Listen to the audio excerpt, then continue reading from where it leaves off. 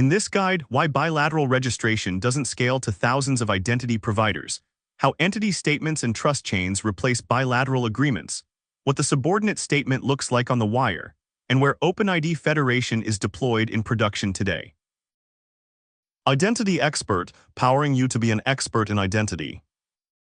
OpenID Federation 1 is the OpenID Foundation specification that lets thousands of relying parties and OpenID providers establish mutual trust through signed JWT chains, with no bilateral registration.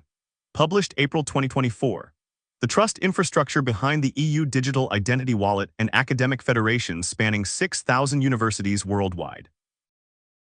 Standard OIDC registration is like every shop needing a separate contract with every bank before it can accept their customers' cards. OpenID Federation is the card network. Visa signs a contract with each bank, Visa signs a contract with each merchant, and the network's rules govern everything in between. The merchant doesn't know or care which bank issued the card. They trust Visa. In OpenID Federation, the trust anchor is Visa. Entities register once with a federation, and any party that trusts the same anchor can accept them. A national healthcare system connecting 500 hospitals to 40 government identity providers needs 20,000 bilateral OIDC registrations, each with its own cliented, redirect URIs, and key rotation agreements. Adding a new identity provider means 500 new registrations. Revoking a compromised entity means updating 20,000 relationships. The administrative overhead makes large-scale federation impractical. OpenID Federation reduces this to one registration per entity with its federation operator.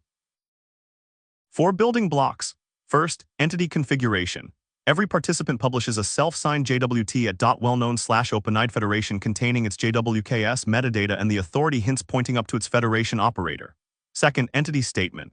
A superior entity, an intermediary or trust anchor, issues a signed JWT making claims about a subordinate, confirming its JWKS, applying metadata policy constraints. Third, trust chain. A resolver assembles a chain from the leaf's entity configuration up through entity statements to a pre-configured trust anchor. Each link is signed by the issuer of the next. The chain is cryptographically verified end-to-end. Fourth, metadata policy. Each entity statement can carry a policy object that sets, adds to, or overrides metadata values for the subject, letting federation operators mandate minimum security requirements like token endpoint auth methods or enforce consent UI requirements across their entire subtree. A real entity configuration JWT header and payload. Sub is the entity's own identifier. Is equals sub for the self-signed configuration. The JWKS field contains the entity's signing keys. The metadata object has OpenID Provider or OpenID relying party subobjects containing standard OIDC metadata. Authority hints is an array of superior entity identifiers, the federation operators the entity is registered with. An entity statement from a federation operator adds a metadata policy object.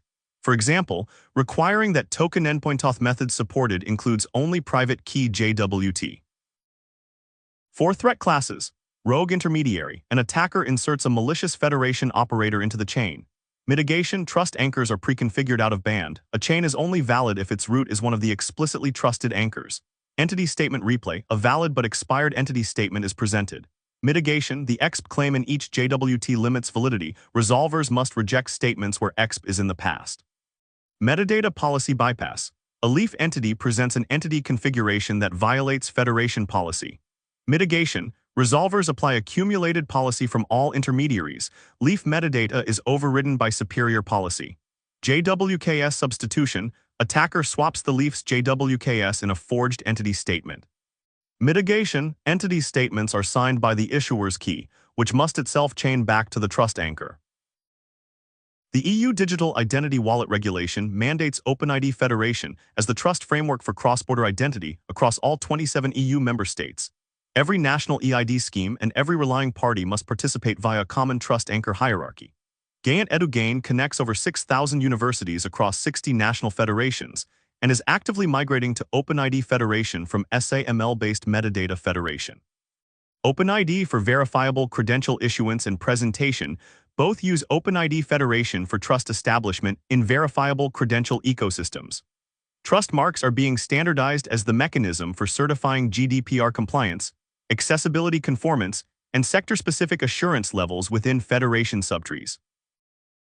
All primary sources cited in today's guide are listed on screen. You'll find direct links to the RFCs and specifications in the video description below. If this breakdown helped you understand the topic better, please subscribe to Identity Expert. We publish a new protocol deep dive every week. Thanks for watching. If there's a specific identity standard, authentication flow, or security protocol you'd like us to cover next, drop it in the comments below. We build our content based on what the community asks for. Subscribe and hit the bell so you never miss an episode.